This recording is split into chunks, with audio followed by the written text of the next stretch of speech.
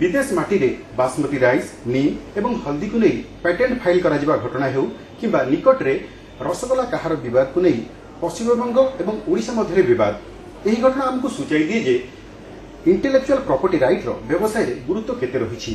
आज दिन में जिते आम स्टार्टअप कल्चर को प्रमोट करूँ एवं इनोवेशन उपर गुरुत्व देउछु सेतेबेले इंटेलेक्चुअल प्रॉपर्टी राइट रो गुरुत्व बढ़ी। देखिबा मेक इन ओडिशा रो एही स्पेशल रिपोर्ट। यंग एंटरप्रेन्योर्स माने जो आइडियाज अच्छी तांकर जो प्रोडक्ट्स जहाँ डेवलप करछंदी सेडा को आईपी प्रोटेक्शन बहुत दरकार, इंटेलेक्चुअल प्रॉपर्टी प्रोटेक्शन आउ एटा न जानी बारू भी बहुत क्षति हुए। आउ आमे भी ट्रेडमार्क में अप्लाई करलु तो मिडिल मैन जो पार्टीज अच्छंती से माने अधिका पैसा मागिले चीट करिया पे देखुचंती। आम टीम बनैछि वर्ल्ड्स फर्स्ट भेलपुरी और लस्सी मेकर जो पोर्टेबल फूड वेंडिंग मशीन। तो आम वर्कशॉप को आसु कारण आमर नेक्स्ट आम से दुटा मशीन ट्रेडमार्क एंड पेटेंट आम अप्लाई करिया जाऊँ। पेटेंट एक्चुअली आम ये करिया चाहूँ कारण आम खूब शीघ्र दुटा प्रोडक्ट को मार्केट को छाड़िया जाऊँ। तो पेटेंटा हो गले आम किछटा प्रोटेक्शन रहिबो for our invention and innovation. निजर इनोवेशन को पैटेंट कराइबा को नहीं स्टार्टअप्स मानक मध्य आग्रह गोटे जिनिस दर्शाए जे ग्लोबलाइजेशन रो एही दुनिया रे निजर उद्भावन बा इनोवेशन को सुरक्षित करबा पई पैटेंट केते आवश्यक। यदि व्यवसाय एक बड़ परिसर को आमे देखिबा पैटेंट हेउबा trademarks, copyrights, geographical indication, industrial design हेउबा ट्रेड सीक्रेट ए समस्त जिनिस इंटेलेक्चुअल प्रॉपर्टी परिसरभुक्त। इंटेलेक्चुअल प्रॉपर्टी राइट बहुत जरूरी। आमे समस्त चाहूँ आम गोटे यूनिक प्रोडक्ट हो, आम ब्रांड नेमटा गोटे यूनिक हो, आउ से यूनिक जिनसटा को कैरी ऑन करने इंटेलेक्चुअल प्रॉपर्टी राइट्स दरकार। आम आज गोटे नुआ धरतु एक्सीलेंट ब्रांड नेम देले आम ब्रांड नेमटा आम केबे भी चाहिबानी कि आम ब्रांड नेमटा कॉपी कर दो बा आमे भी कहार ब्रांड नेम आनी कॉपी करबा। तो ब्रांड नेमटा को सिक्योर करने आईपीआर हेल्प दरकार। ट्रेडमार्क को सिक्योर करने आमर आईपीआर हेल्प दरकार। धरतु मु गोटे यूनिक प्रोडक्ट करछि जोटा कि पेटेंटेड हवा दरकार, जो कि मो प्रोडक्ट कि मो परिश्रमटा एक्चुअली कहीं कॉपी कर परिबनी सेति आईपीआर हेल्प दरकार। इंडस्ट्री एमएसएमई इनोवेटर और स्टार्टअप्स मानक आईपीआर आज दिन मस्ट कहले चले। All startups, all entrepreneurs, whenever they are innovating, it involves intellectual property, and intellectual property needs to be protected either through the trademark or patent or GI. Patent रो benefit जदि कौन व्यक्ति company बा startups निजर innovation को नहीं कौन product बा प्रोसेस डेवलप करुछंती भारत सरकार को पैटेंट एक्ट अनुयायी निज नारे एहार पैटेंट कराउछंती एहा सेमानकु दिए एक एक्सक्लूसिव राइट्स सही प्रोडक्ट बा प्रोसेस उपरे जहाँ द्वारा इनोवेशन आनिथिबा कंपनी बा व्यक्ति विशेष को बिना अनुमति रे कौनसी व्यक्ति किंबा कंपनी सही प्रोडक्ट को ना तैयारी करि परिबे ना बिक्री करि परिबे एपरिकी व्यवहार और एभली प्रोडक्ट तैयारी करिबा प्रोसेस आमदानी करिबा उपरे मध्य प्रतिबंधक लागि थाए। सही परि ट्रेडमार्क एक स्वतंत्र चिन्ह निजर कोनोसी वस्तु बा सेवा पई कोनोसी व्यक्ति जदि ट्रेडमार्क्स रजिस्टर करिथांती ताहा सेमानक पई एक आइडेंटिटी बनि थाए। तेनु ट्रेडमार्क संपृक्त सेवा बा वस्तु निर्दिष्ट कंपनी द्वारा तैयारी बा जोगाई दिया जाउथिबा दर्शाई थाए और एहार क्वालिटी को आश्योर करि थाए।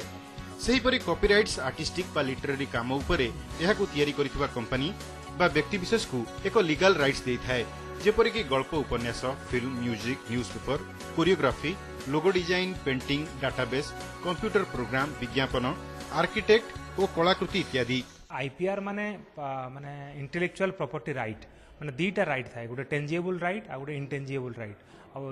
This is called intangible right. Everybody have the intellectual property and intellectual thought. So सेटा any invention that can be patented, any design can be protected as industrial design, any logo can be protected as a trademark, any plant variety that can be protected as a plant variety, any semiconductor integrated circuit that can be protected as a semiconductor integrated circuit, because we must have to protect in the WTO era. Since we did not protect in the case of haldi, neem and basmati, India has a great difficulty in fighting for that intellectual property right case in the US, and it is very essential under Startup India mission, Innovate India mission of the government of India. Any startup who want to do a business for any innovative idea or invention, process or product must have to protect as a patent, trademark and design before commencing his product to the market, because infringing is one of the biggest challenge in the country. Intellectual property rights उल्लंघन व्यवसाय को बड़ समस्या टाणी थाए। Awareness लोकों भितर प्रथम दरकार अवेयरनेस संगे से मैंने जानिया उचित कि मु जो प्रोडक्ट कि प्रोसेस करुच्ची आम कहार इनफ्रिजमेंट करूना हूँ कहीं इनफ्रिजमेंट जब जदि आम करके कौन सी गोटे प्रोडक्ट मार्केटिंग करदे काली सकाळे आम कोर्ट केस रे हेल्ड अप हो हेल्ड अप हेले जो आपण पेनाल्टी लेवी हम सेटा बहुत हाई पेनाल्टी हम जी आप प्रोडक्ट सेल करेंगे percentage some percentage go against अपन स्टार्टअप ओडिशा पॉलिसी रे इंटेलेक्चुअल प्रॉपर्टी रजिस्ट्रेशन जेपरी पैटेंट ट्रेडमार्क्स कॉपीराइट्स क्षेत्र रे एहार फी रो 50% सर्वाधिक 25,000 टंका पर्यंत सरकार रिएम्बर्स करुवा बेले स्टार्टअप इंडिया पॉलिसी रे एही रिएम्बर्समेंट 80% रखा जाइछि। एहा सह स्टार्टअप इंडिया अंतर्गत startups intellectual property protection scheme बनाइछन्ति सरकार। आईपीआर संपर्कित कौनसी समस्या को समाधान करने पई गठन होइछि स्वतंत्र टीम। एहा सह राज्य रे सीटीटीसी पर भुवनेश्वर स्थित आईडी रे राज्य सरकार पक्षरु बनिछि स्वतंत्र आईपी फैसिलिटेशन सेंटर।